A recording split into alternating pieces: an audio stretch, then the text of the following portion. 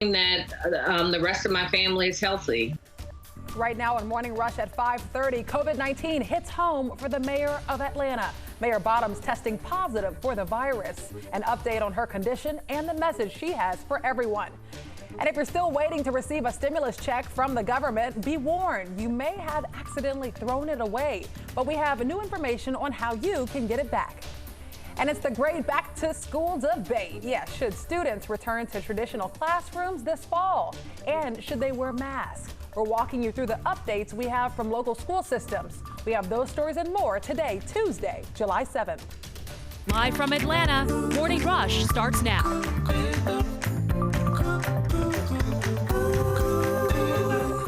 Promoting social justice, our Atlanta Dream, and the rest of the WNBA following the steps of other sports leagues, companies, and celebrities to support Black Lives Matter. The league is dedicating the whole season to social justice. We'll have more on that in a moment, but first, we want to know if you agree with the league's new platform. Weigh in, use the hashtag MorningRushATL. Everyone's talking about that one, guys. Good morning. I'm Francesca Amaker.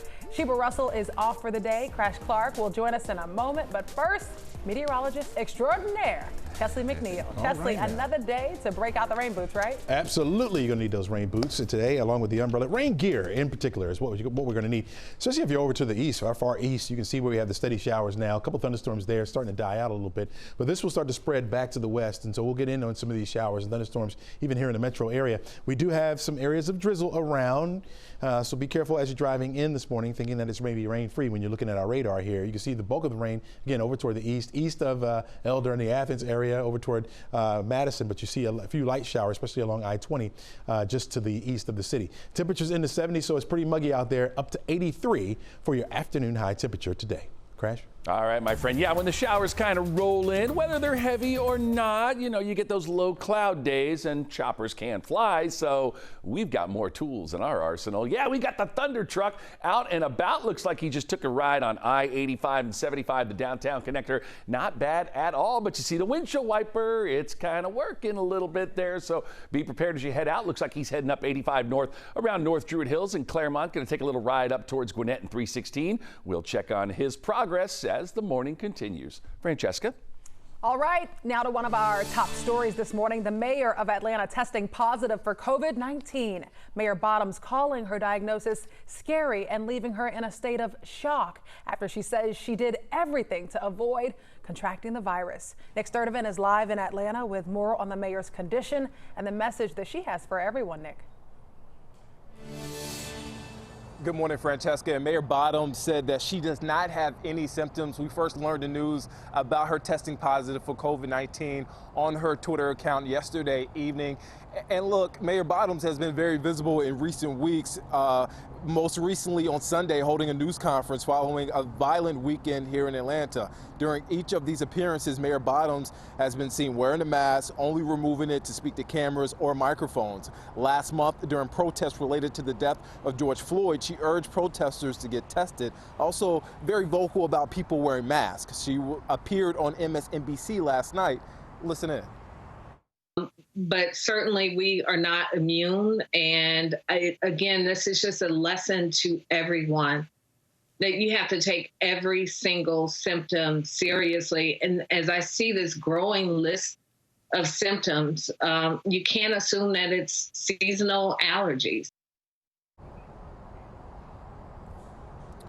And Francesca, Mayor Bottoms said that she decided to get rapid testing following that news conference on Sunday when she was in a room with about 50 people. She said she will now work from home for the next 2 weeks.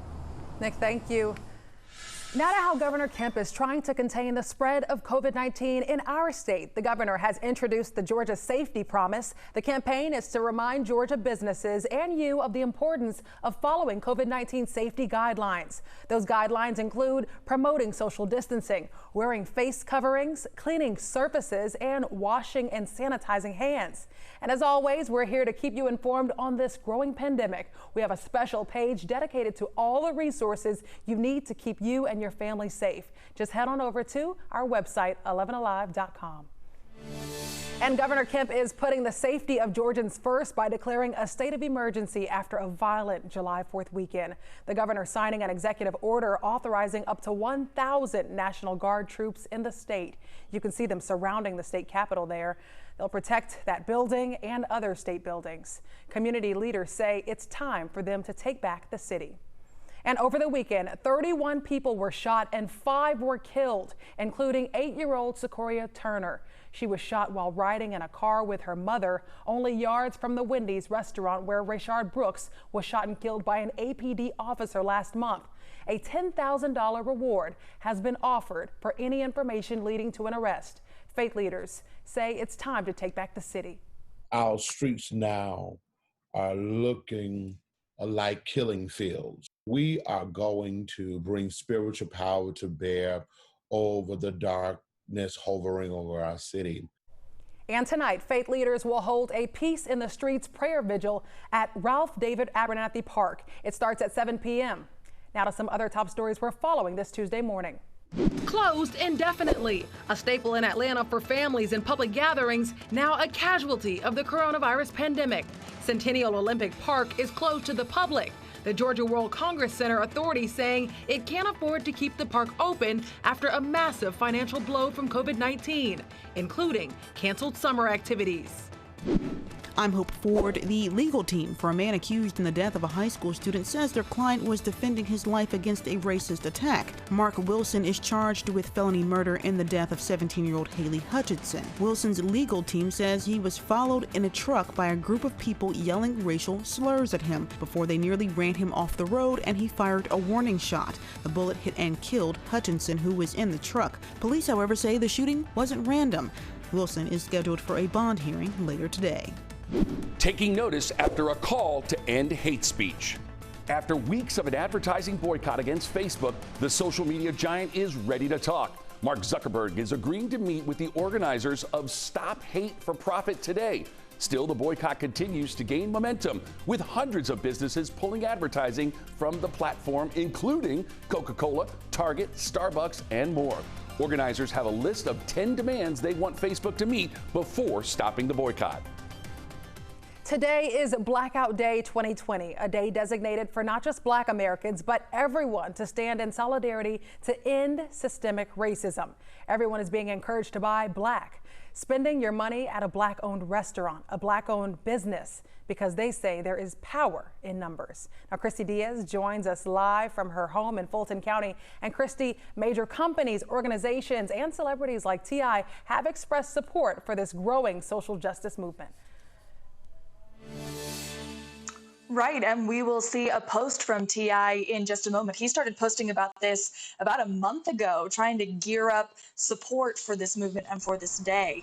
The idea of this day is to spend nothing for just one day. But if you must go buy something, then buy from a Black-owned business. The movement is coming on the heels of protests against police brutality and systemic racism. Today, trying to translate that into buying power, trying to unite in a language the economy understands, which is dollars. And according to the movement's website, Black people alone account for an estimated $1.2 trillion or more annually. So here's what rapper T.I. posted on Instagram about a month ago. He said this is a call to action, saying we have $3.9 trillion in spending power. And then he breaks it down even further and says that's how much it's going to cost each time a person of color gets shot. Now, Chrissy also reacting online. She tweeted a reminder to people as well about a week ago saying, hold your wallets. And then Marcus Taylor also posting about this movement saying, hey, why only make it one day? He posted, let's make every Tuesday a blackout day. We need to make sure we are heard. Now, of course, there are also dissenters online, like with any topic, people who say they're going to be defiant and maybe even buy more today just because of the movement.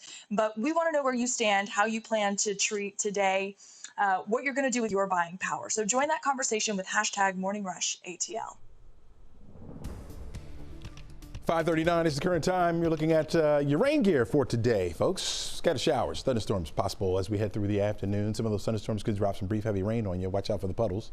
of course. 83 for your afternoon high temperature. We've got a northwest breeze about 8 miles per hour today. It's going to be a little bit higher than that. It's going to remain unsettled for us with a 50% chance for the rain tomorrow, and then it goes down a little bit, down to 30, 20% as we head toward the end of the week. And as that percentage goes down, temperatures will be warming up. We'll talk about that in the full forecast coming up. Crash. All right, my friend, going to take a little peep into downtown. Not too bad whatsoever. See a little stall on the connector southbound down around Cortland. Not bad, though. 71 miles an hour you're averaging as you come in from 75 and 85. In fact, 8 minutes from Brookwood all the way down to that south side split. That's not bad at all. If you got to travel through the city, maybe you're heading off to the airport. Francesca? All right, it's the great back-to-school debate. Should students return to traditional classrooms this fall? And should they wear masks? We're going to walk you through all the updates from our local school systems coming up. And stimulus payment warning, don't throw that envelope away. But if you did, we actually now know how you can get your stimulus money back.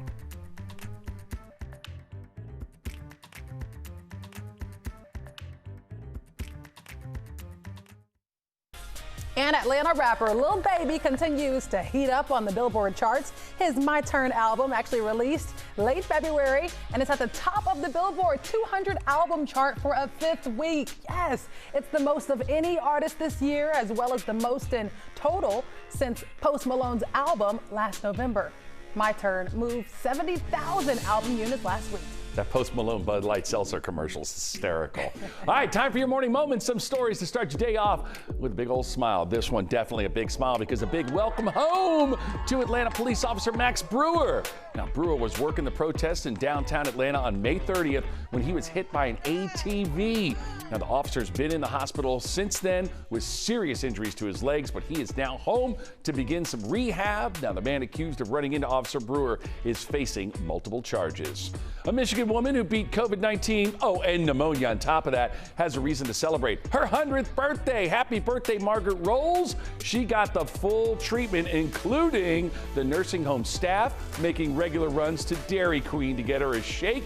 Put it all up on social media, and she is getting a lot of cards. All right, meet the rescue dog in Tennessee being called a hero, alerting her owner about a fire next door. This is Rue, and Rue sensed something was wrong, so he ran to the neighbor's house. They were sleeping. Rue woke up Mama and her 2 babies, got them out. Firefighters say fireworks next to the homeowner's trash can and other combustibles caught on fire. Way to go, Rue. Wow. How do you think Rue told them, Crash? How do you think he alerted them? Ruh-roh! We're on a fire! I knew you'd do that. All right, folks, thank you so much for joining us on this fine Tuesday. It is Blackout Tuesday, remember that. And I'll see you here at noon.